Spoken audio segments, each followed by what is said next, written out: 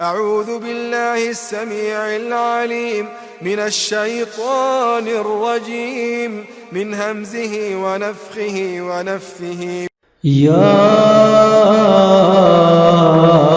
أيها النبي إنا أرسلناك شاهدا ومبشرا ونذيرا وداعيا إلى الله بإذنه وسراجا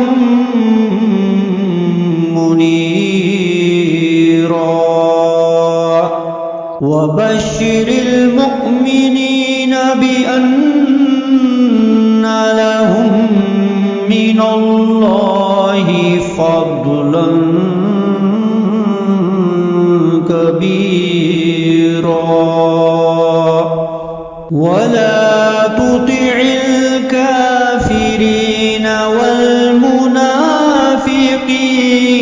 ودع أذاهم وتوكل على الله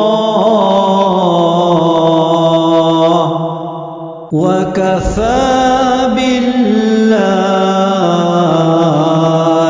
वकीला।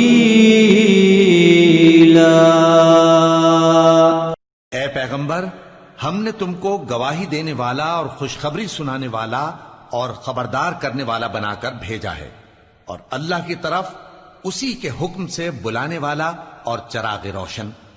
और मोमिनों को खुशखबरी सुना दो कि उनके लिए अल्लाह की तरफ से बड़ा फजल है और काफिरों और मुनाफिकों का कहा न मानना और न उनके तकलीफ देने पर नजर करना और अल्लाह पर भरोसा रखना और अल्लाह ही कारसाज काफी है। O Prophet, we have sent you forth as a witness, a bearer of good tidings, and a warner, as one who calls people to Allah by His leave, and as a bright shining lamp.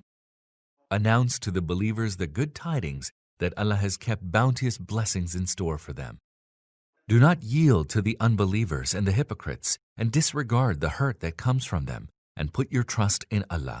Allah suffices as the guardian to entrust one's affairs to.